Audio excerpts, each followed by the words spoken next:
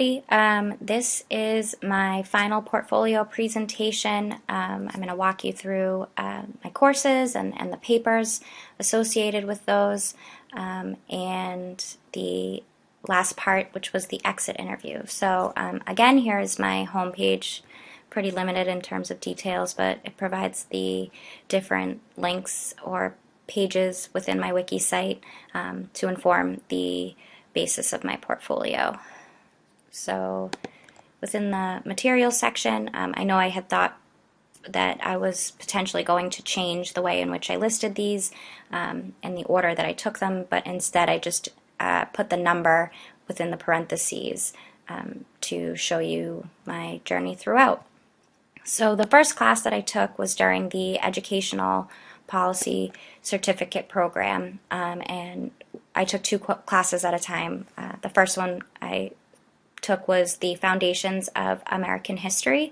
This was in December of 2014 when I submitted it, so it was that fall semester.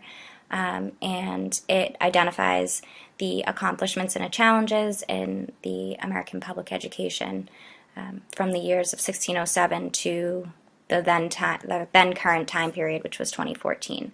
So how I incorporated this actual paper into the wiki site is I went into the edit function, and I just used the file feature to insert the file through converting it into a PDF, and that's how I loaded it up. I'm not going to actually go through that because I know everybody else is doing the same thing that I did. So the final essay, again, as I said, is just the accomplishments and challenges in American public education, and that's just what the paper looks like when you open it up. The second course that I took was Education and Law, and again, it was during the same time as the other class, so it was in December 2014 when I submitted this, and it was written about school dress code and student First Amendment rights. If you have to take more classes and you want to take this type of an elective, this was one of the more interesting classes that I think I took throughout my process in MPP. So I was required to elect a local school district. I live in Quincy, so and my dad is the superintendent, so I thought, I would have access to the dress code policy, and it's a larger district, so I thought it would be interesting to review. So kind of just walks through what they do in Quincy related to their dress code policy, the ramifications if you break that dress code, and then we were required to utilize previous cases that we had reviewed during class or any other type of case that you could find pertaining to school dress code. So again, a really interesting class. Recommend taking it if you need to take more courses. The third class was Public Institution and Policy Process. This was submitted, I think it was in the spring of 2015, but this must be a draft of that paper, or maybe it was required earlier. But I wrote it again related to the MBTA's FAIR policy. This was during that horrible winter that we all know and remember, and I ride the red line every day to work, and the Braintree line at that, which was the most severe in terms of not being able to just run efficiently or effectively. They weren't running at all in some cases. So we were required to talk about the policy of our choice, and I elected their FAIR policy because I was just curious of how it worked, especially because in order to appease people, they allowed folks to ride for free one day on a Saturday, and for me that wasn't exactly helpful because I don't ride the train on the weekends usually, and also because I pay monthly through work. So we were required basically to just talk about the MBTA FAIR policy and review, its merit, and also talk about some models that we had reviewed during class and their association with that. The fourth class, as I had talked about previously, is microeconomics. Really nothing to show because it was tests and homework. The next class was public school finance, and I wrote my final paper on the Individuals with Disability Act and wanted to know if, sorry about that, if the if the funding that was provided federally to local jurisdictions as well as to the state was enough. And yeah, that's what I reviewed. The next class that I took was for administrative law. Again, really interesting to me and a good way to take a course if you want to get an extra one in during the winter session. It's just a good option, and it's nice that UMass offers that. So we were asked to choose from different hypotheticals, and I elected to talk about the second question, which was regarding the 2008 National Health Care Act, and we reviewed and analyzed that based on what we had learned throughout that mini semester. The next course was Paul 581, and the research methods portion of it, and I think that if I had known what I was going to talk about throughout the life or the remaining life of my MPP, I probably would have selected something a little bit different, or I would have tried to focus on it a little bit more, but in any event, here we are. So I have adapted this in many different forms to where I am now at this point based on this one class.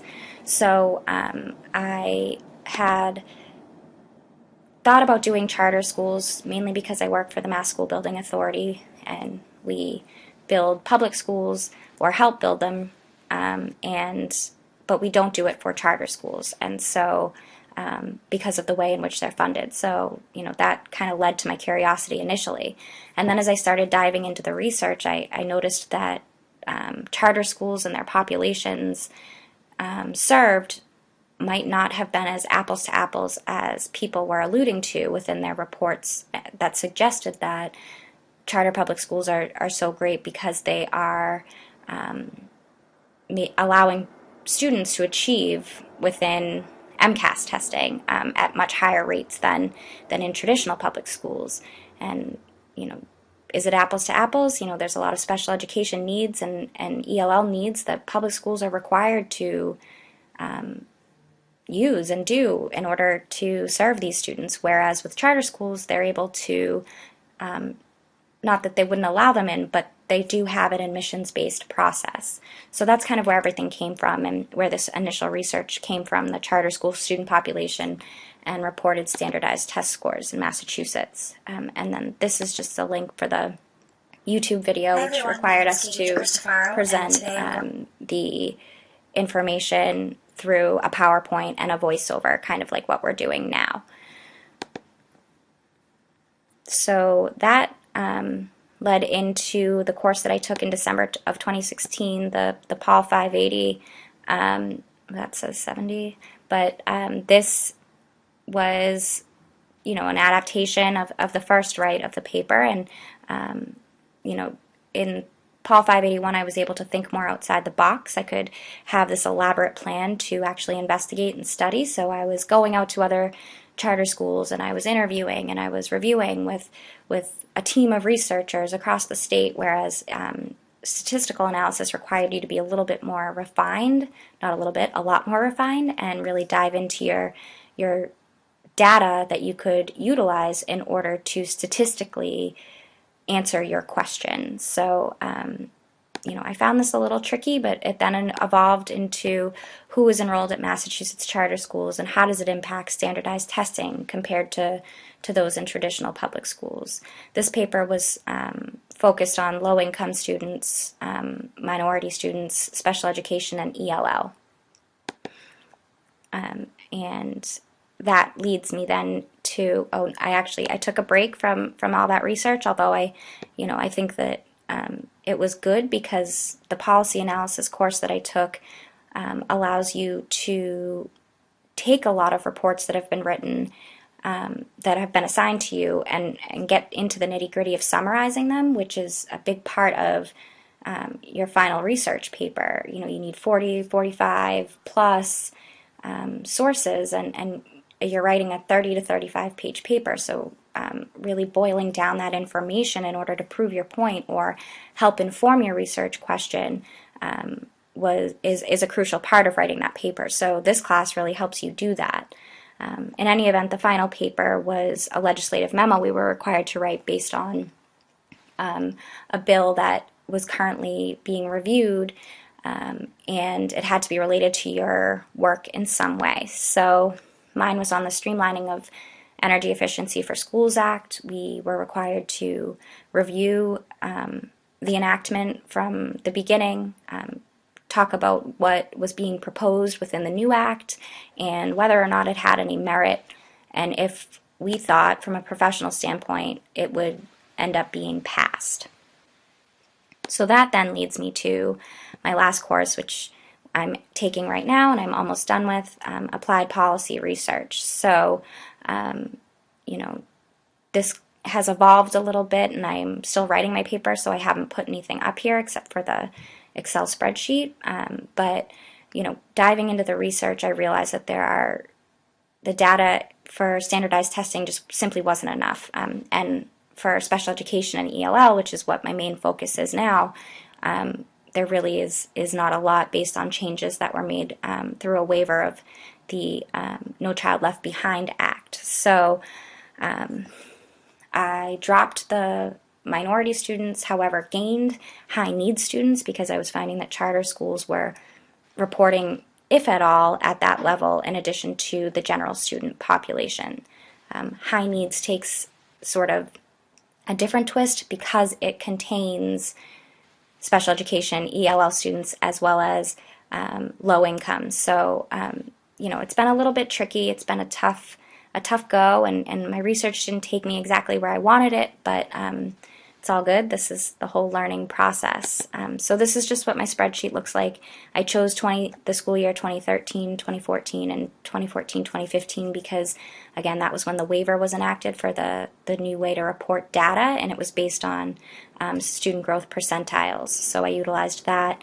I utilized PPI for each category of students, as well as an MCAS participation rate. So I basically chose student achievement in specific pieces. And then, I elected to do big cities throughout the state, as well as, and you can see them below here, as well as the Cape Cod and the islands and Plymouth to get that side of the state as well. So, that's where I'm at now, and I am almost there. Can't wait to be done, but a couple weeks left. So the last piece is just the MPP exit interview. I just talk a little bit here about how I feel about the program. I think it's really great how it caters toward people that are working, understanding that higher education is important, but needing to make the money to pay for the higher education is a necessity as well. So I appreciate that aspect, as well as the waiver of taking the GRE by completing the educational policy cert. I think that's huge and was very helpful for me. And my friends have always asked me if I would recommend taking this course again, and my thought process has always been ask me at the very end. And I guess now here that I'm here, I think if you're passionate, you should definitely consider taking it, but understanding that you're going to have to put a lot of work in. So in any event, that's my portfolio. I appreciate everybody taking the time to listen to me and see me walk through my process. And for those of you that are still making your way through the program, I wish you the best of luck. And of course, to those of you who are graduating, congratulations. And of course, I wish everybody the best of luck. So take care.